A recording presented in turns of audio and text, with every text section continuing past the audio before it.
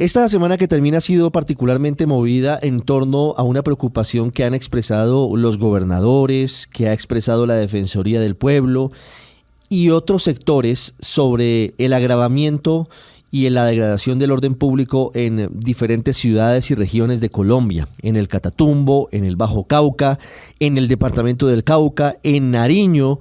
La situación pareciera estar fuera de control por cuenta de las disidencias de las FARC, en algunos casos por parte del Clan del Golfo y también por parte del ELN, en el departamento de Chocó en particular.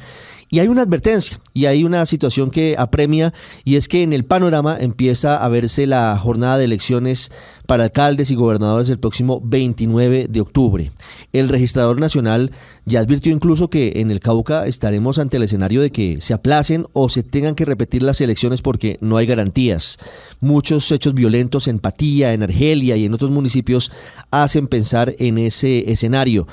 Los gobernadores han pedido una especial protección, han pedido interlocución directa con el presidente Petro. El ministro del Interior ha terciado en la polémica con un tono que para muchos es desapacible, y la Defensoría del Pueblo, con datos, con información en concreto de los territorios, también ha entrado a pedir urgentemente que mejore la seguridad en el país, que está en un momento de deterioro. El defensor del pueblo es Carlos Camargo, está en Washington y nos atiende hoy en el radar para los oyentes en toda Colombia y en el mundo, y para quienes nos siguen en nuestras plataformas de video. Defensor Camargo, gracias por estar con nosotros en el radar. Muy buenos días, un saludo muy especial a toda la audiencia del programa El Radar y por supuesto para la mesa de trabajo de este importante programa que a esta hora nos escuchan tanto a nivel nacional como internacional para contarle todas las situaciones evidenciadas en el terreno sobre las situaciones de derechos humanos de cara al proceso electoral del mes de octubre. Defensor, primero le pregunto, ¿cómo le fue en la OEA? ¿Cómo le fue en la CIDH? ¿Qué reporte llevó usted sobre lo que está pasando en Colombia? Bueno, fue un recorrido muy importante para contarle tanto al secretario general de la Organización de Estados Americanos, Luis Almagro, como a la Comisión Interamericana y también a otros actores importantes de la institucionalidad en la capital estadounidense, donde necesitan conocer los detalles sobre la situación de derechos humanos de lo que está ocurriendo en Colombia y de cara a la alerta temprana de riesgos electorales o de violencia electoral que vamos a emitir en los próximos días. Hemos estado en esa ruta de socialización con distintos actores de la sociedad civil, conociendo y compartiéndoles en detalles la situación de violencia electoral que se está viviendo durante todo este año y principalmente cómo está exacerbada toda esta situación de violencia que afecta de manera directa e indirecta el proceso electoral del mes de octubre. ¿Cuáles son los datos que hoy tienen ustedes, señor defensor? ¿Cuántos municipios están en riesgo en Colombia de alteraciones del orden público que puedan incidir o puedan alterar los procesos electorales, las elecciones del mes de octubre? Mire, en principio, Ricardo, tenemos una cifra de preliminar superior a 380 municipios que están en riesgo alto y riesgo extremo de la ocurrencia de hechos de violencia electoral.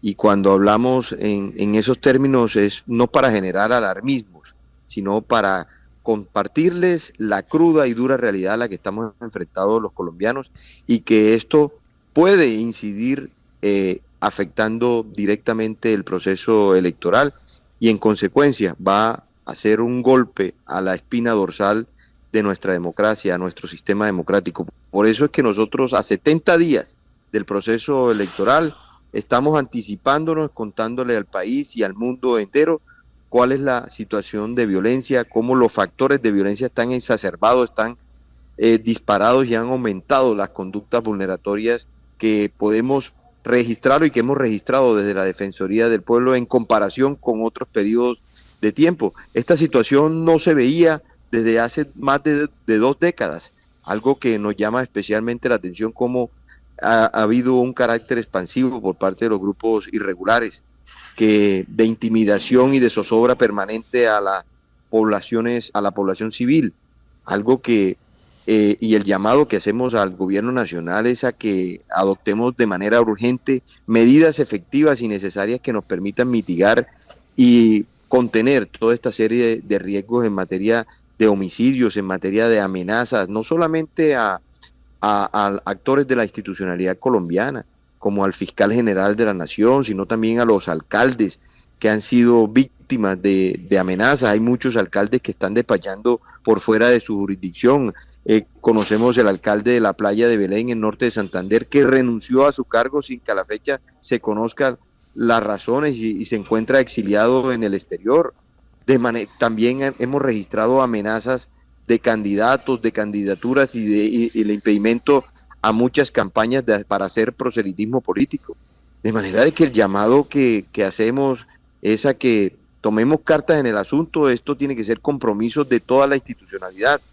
De nada nos sirve detenernos en discusiones bizantinas e intrascendentes entre autoridades del orden nacional con señalamientos a los gobernadores, a los alcaldes, cuando aquí lo que tenemos es que buscar soluciones, sumar esfuerzos que nos permitan lograr erradicar todos los actores adversarios, como lo son los grupos armados ilegales que impiden el ejercicio legítimo del derecho al sufragio e impiden también el ejercicio y el fortalecimiento de nuestro sistema democrático.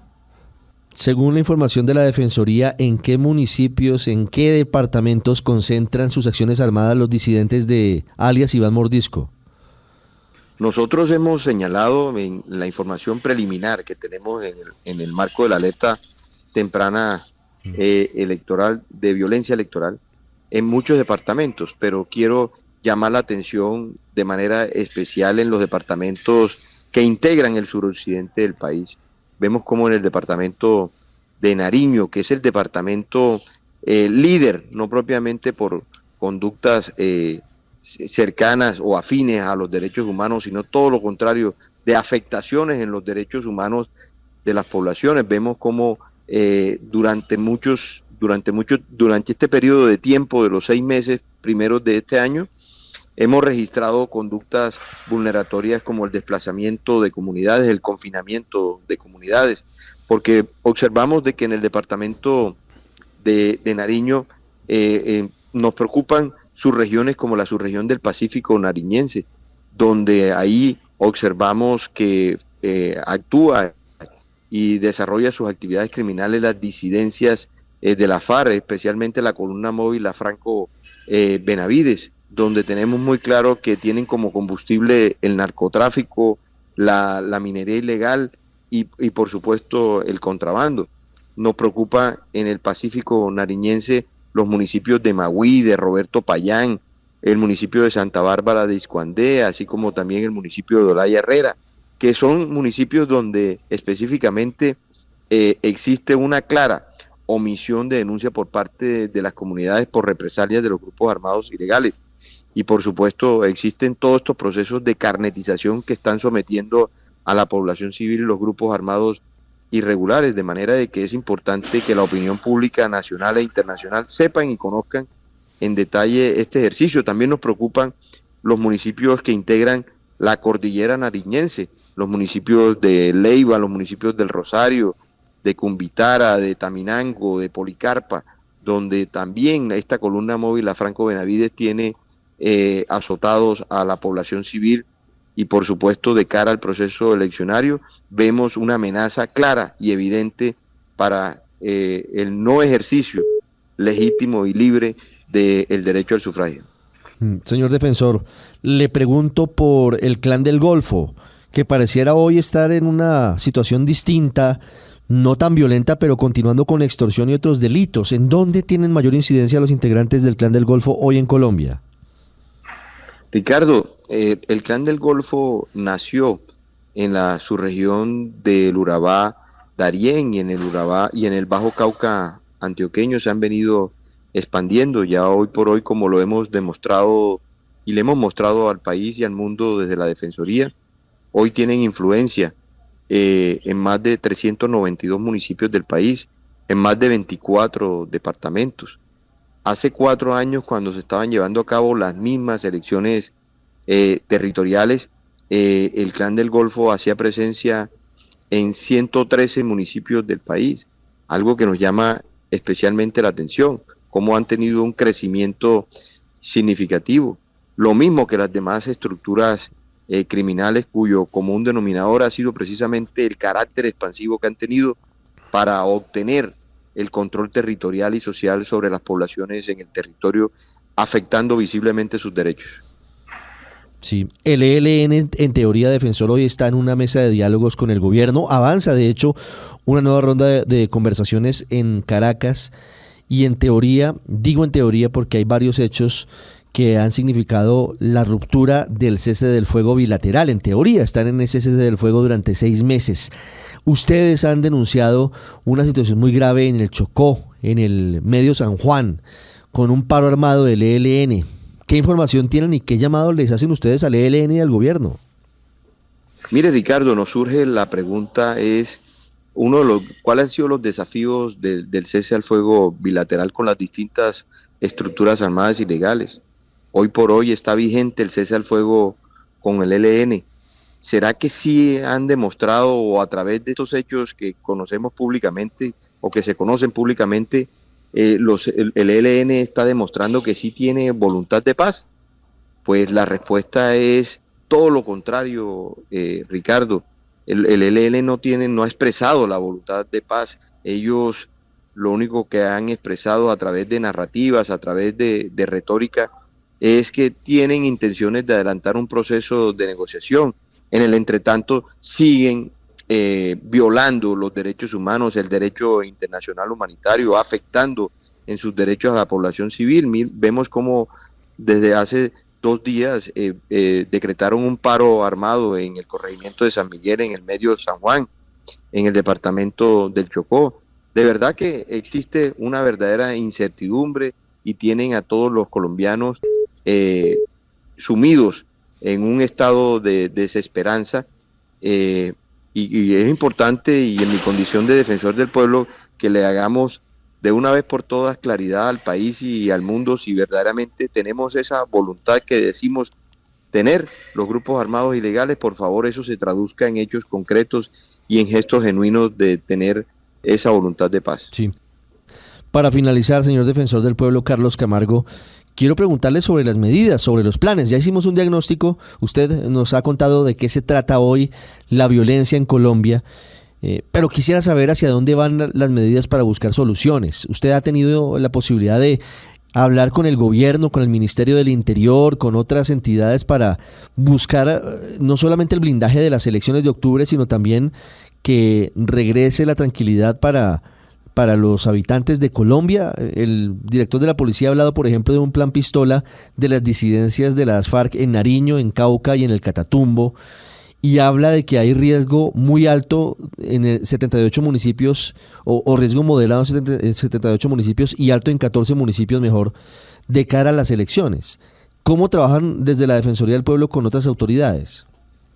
Yo hago un llamado a todos los actores de la institucionalidad en Colombia, comenzando por el señor presidente de la República, que en días pasados fue muy receptivo y mostró toda la mejor disposición para tomar todas las medidas que sean necesarias para lograr prevenir, para lograr atender y lograr disminuir toda esta serie de riesgos que nosotros desde la Defensoría del Pueblo hemos advertido.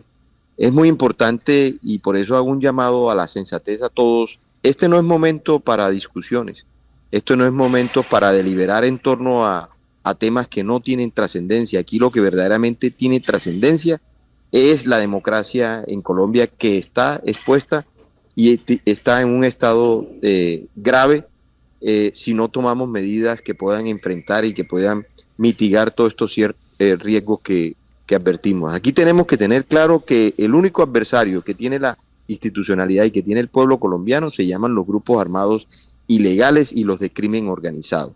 Por eso nosotros en los próximos días vamos a emitir la alerta temprana a 70 días del debate electoral del mes de octubre para elegir nuestras autoridades territoriales. El llamado es a que se tomen claramente y con toda la contundencia las medidas que se proponen, se atiendan las recomendaciones para que poder decirle al país que hay condiciones de seguridad, que hay garantías para que se lleve a cabo el proceso eleccionario el próximo 29 de octubre. El ejercicio legítimo del derecho al sufragio, del derecho al voto, el ciudadano debe ejercerlo con absoluta libertad, bajo ningún constreñimiento, bajo ninguna coacción por parte de los grupos armados ilegales o cualquier grupo de crimen organizado que se dedique a torpedear, a interferir en el ejercicio de este derecho que solo la democracia nos otorga, que es el derecho al voto. Decirle a todas las autoridades que nos pongamos en manos a la obra en tomar todas las medidas correspondientes desde cada uno del rol constitucional y legal para lograr prevenir y lograr contener toda esta serie de riesgos en materia de amenazas, en materia de homicidios, en materia de reclutamiento forzado, en materia de secuestros, en materia de extorsiones. De manera de que esa es la invitación que hacemos, y a los grupos armados irregulares decirles que no burlen más el anhelo de paz de todos los colombianos. Tenemos una esperanza y yo creo que es la oportunidad histórica que tienen todos los grupos armados de adelantar un proceso de paz, una negociación transparente, donde también se logre cristalizar y materializar el anhelo de paz que tenemos todos los colombianos. Defensor, ¿el presidente Petro qué le dijo luego de que usted le mostró el panorama? El presidente Petro expresó la mejor disposición. Lo invité a que liderara la Comisión Intersectorial de Respuesta Rápida y Efectiva a las recomendaciones en el marco de la alerta temprana de riesgos electorales o de violencia electoral. Fue muy afirmativo, fue muy proactivo en atender dicha solicitud, de manera de que esperamos en los próximos días que él mismo se ponga al frente con todas las cabezas de las instituciones y podamos entre todos sumar los esfuerzos que nos permitan contener todos estos riesgos que están evidenciados en la alerta temprana de riesgos electorales que pronto va a conocer el país y va a conocerlo la comunidad internacional. Sí, estaremos muy pendientes de esa alerta temprana de la Defensoría del Pueblo frente a la jornada de elecciones del 29 de octubre. Señor Defensor del Pueblo, Carlos Camargo, gracias por estos minutos con todos los amigos de Blue Radio en el radar. Muchas gracias, Ricardo, por la invitación y un saludo muy especial a toda la audiencia del programa El Radar.